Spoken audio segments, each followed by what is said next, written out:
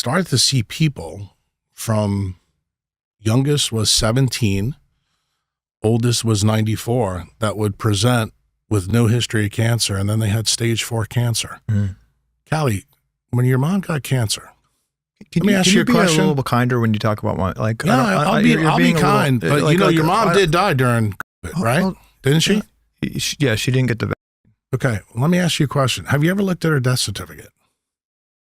Okay, so have you ever looked at her death certificate? Jack. I'm just asking you a question. Jack.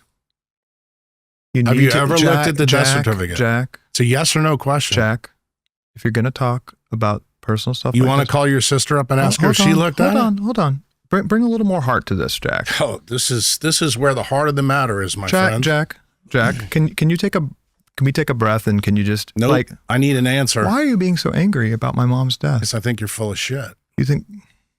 I just told you. There's no you trust. Think I'm full of shit about my mom's death? Yeah, I think it was a ruse. I don't think your mom's story, why you wrote that book, is actually what you're telling everybody. And I want everybody to hear it straight from your mouth that you're not lying to us. Because I'm going to tell you something. When you take a look at her death certificate, I want to make sure that you really understand where I'm going. Your mom lived in California. When was the first person that got a jab? You know? December 10th. Mm-hmm. Okay? Your mom died in January. Right. Casey is on record in podcast saying that your mother got diagnosed and died in 13 days from a stage 4 cancer. Mm-hmm. You have been on Tucker Carlson. You have been on Joe Rogan. Right. And you've told the world because your mother had a metabolic disease that she died. Is that factually correct? That she was diagnosed with pancreatic cancer and died 13 days later? And it was a stage 4. Yes. She was previously perfectly fine, correct? Correct? Jack? You want me to pull the picture up from 2014 that shows you she was pretty good? Jack?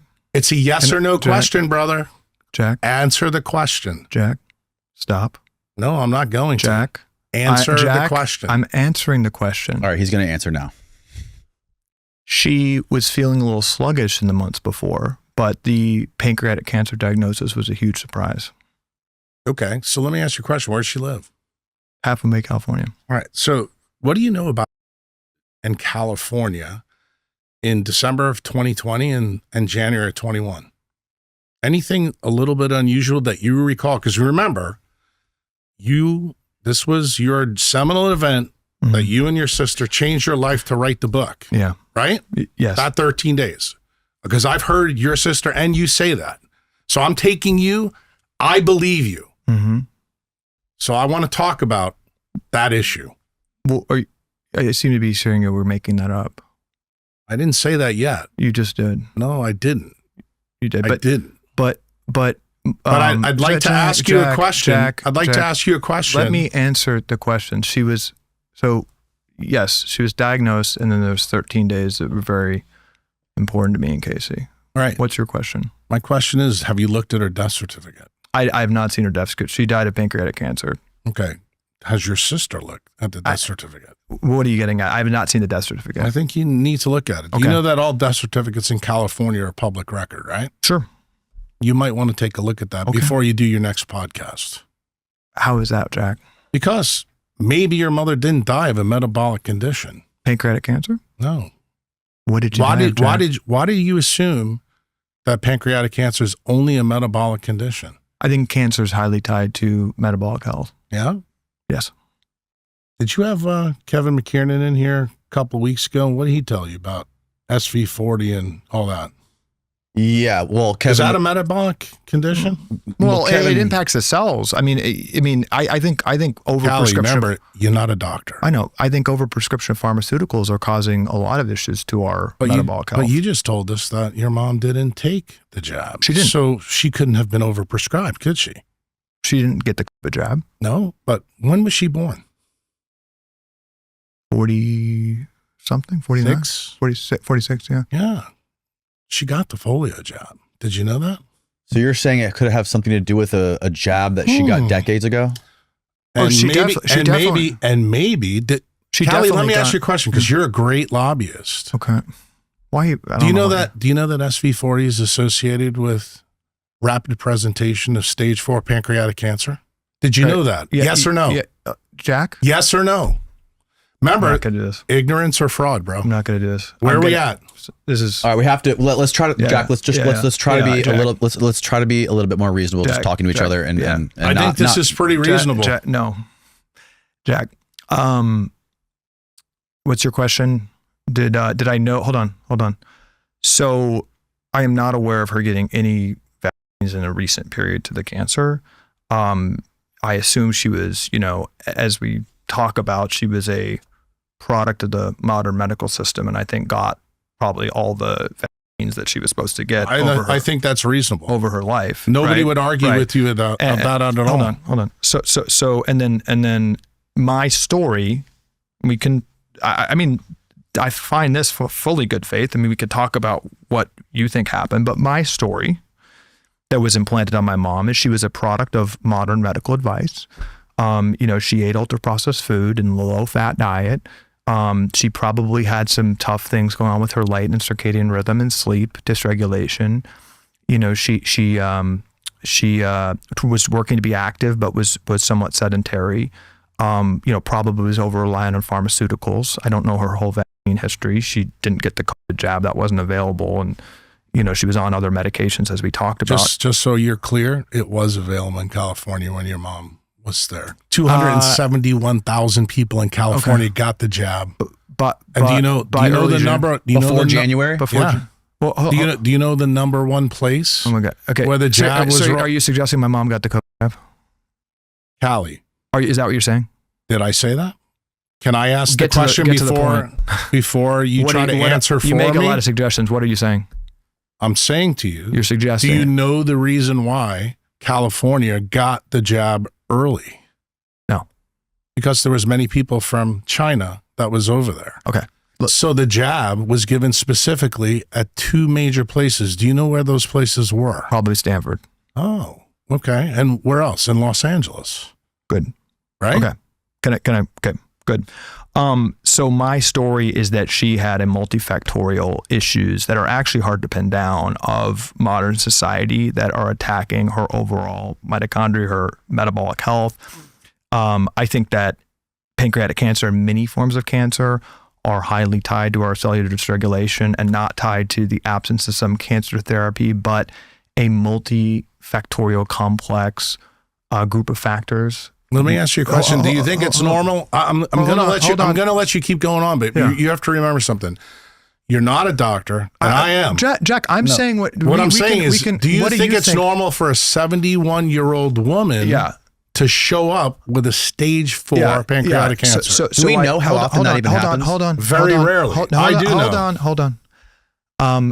I think it's becoming more common. So I think pancreatic cancer generally is very deadly because, you tell me if this doesn't jibe with what your experience is that the stage 4 sneaks up on you very quickly, and it does lay dormant for a long time, and then it's known as something that it appears, and then you're out pretty quickly. So I do think that it was pretty quick, but I think that pancreatic cancer is particularly tough with that because you basically start learning about it when it's very late, often stage 4. So I think that actually is pretty common. And my understanding, Jack, is that pancreatic cancer rates, 50 years ago was not really something you ever saw someone with pancreatic cancer. And they are, like many forms of cancer, are increasing a lot. So while it's rare, I don't know, I'm meeting a lot of people whose parents have died very quickly from pancreatic cancer. I think it is increasing in rate. Actually, the highest place in the United States, you know where it is? California. There you go. So that's directly related to... Let's talk about that. Okay. So you know that your sister used to have a previous history with 23andMe. So no, I don't. Because let me talk about that. So you don't know that? No, hold on. Let me talk about that. Casey interned for 23andMe as a freshman or sophomore in college 16 years ago. She didn't interact with... She's called her a wonderful friend. Hold on. I can give you the facts. You can dispute them or whatever you want. In the past 16 years, she's seen Anne Wojcicki, or whatever her name is, one time. where they were on a panel. Together. The top health conference where Casey eviscerated the pharmaceutical industry to gasps from the crowd, very adversarial. And one of them posted a picture referring to old friends as an old intern. She's seen Anne one time in 16 years, has never met Sergey, and those are the facts. So you can call that a lie. She did, when she posted on Instagram, she said, wonderful friend. I mean, that was a reference to them being an intern. Like she does not know. She has seen Anne exactly once, has interacted with her exactly once in 16 years when that photo was taken. Calley, do you know who's Anne's sister? Susan, yeah. I don't know her. Do you know anything about her? I know she died of cancer, right? Yeah. She was the CEO of YouTube. Yeah. You know, the one that pulled Kevin off for SV40. I don't know anything more than that. Do you know that she had an adenocarcinoma? No. I have no idea who, like, you know what's special? I don't know. Hold on. Yeah. Let me go. So what do you know about adenocarcinoma? Very little. It's associated with cigarette smoking. My mom smoked. Would you be surprised? Back in the day. Would you be surprised to know that Susan Wojcicki didn't smoke? My mom did smoke. She stopped about 15 years ago. I'm not asking about your mom now. I'm asking about Jack, Susan. stop being so menacing, man. I'm asking about Susan. You have hate in your heart about this for some reason. I don't know. We'll have to look into your motivations, but you should have before you came. I know them, and I actually, out of respect for other people, I don't want to get into them. But yeah. So what's the deal with Susan? Susan died of aggressive cancer as well. I heard that. Right? You know that her son also died 4 months before her. I don't know that. Well, he did. He killed himself. Same cocktail of drugs that most of the school shooters have. What was that cocktail? Steve can look it up. It's an SF Gate. I'm not going to go through all the drugs. Okay. It's really not important for this story. Okay. So the interesting thing is, Susan and your mom both lived in California. Yeah. Do you know that I couldn't find Susan's death certificate anywhere? Okay. But I could find your mom's. Okay. What do you think? I would assume that's because Susan is a prominent person and they might have covered it up or something. It's the law, Calley. Remember, you did intern at the White House and you were a lobbyist, and you know that the law applies to everybody except Hunter Biden. That's right. But okay. So let me ask you a question. Yes. This is big tech. These guys are linked to the people that you used to work for, and magically the death certificate's not there. So, Levels was paid for in a deck from A16Z. So hold on. So Andreessen Horowitz is the largest venture capital firm in the country. Correct. And after my sister left the medical system, she had a thesis that a lot of our conditions that are treated in silos, you guys would probably agree with this, right? We treat things in silos. We have, endocrinologists for diabetes and ENTs for head and neck, sinusitis. It's, these things are interconnected. So one small way to attack that, not everything, but one small way, she thought, is to give people continuous glucose monitors. It's changed my life. It is a closed loop of what I'm eating. It's, a couple 100,000 people have gotten them. They don't share or sell data in any way, I think, as you suggested. And they raise money from Andreessen Horowitz, which I have not raised money from. This conspiracy, I agree. I haven't found anything this that says you did. Is, I'd happily do it. I mean, this conspiracy is new to me because they turned us down. But so let's talk about where you think I'm going, because I'm not going there. You go. So your sister likes to use continuous blood glucose monitors. In her book, the one that you co-wrote with her, so I'm assuming that you edited it with her, what was the number one technology used for people with poor sleep? Do you recall? That we recommended? Yeah. A sleep monitor. Fitbit, wasn't it? We didn't try not to recommend too many brand names, but we... What does a Fitbit do? It measures your...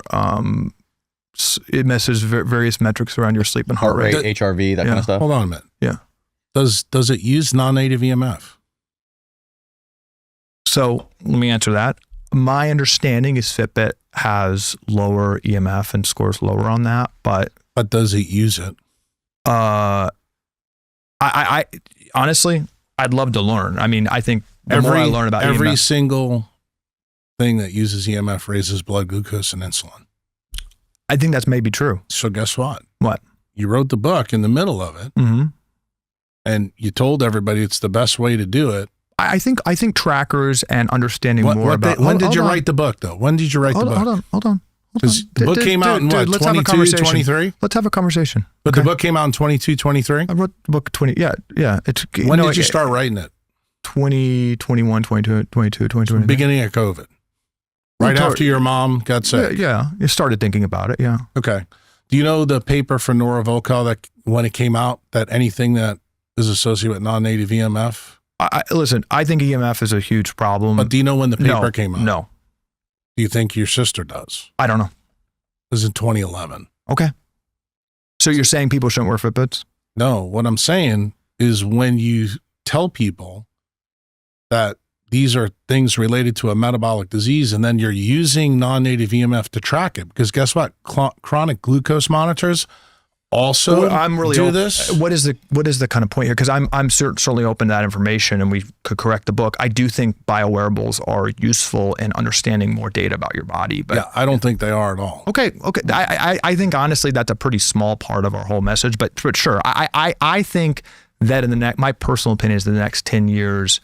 More personalized understanding of what's happening in our body can supplant the doctor kind of construct that's totally failed. I think we have these discussions on what's more important, the pharmaceuticals, the light, the food.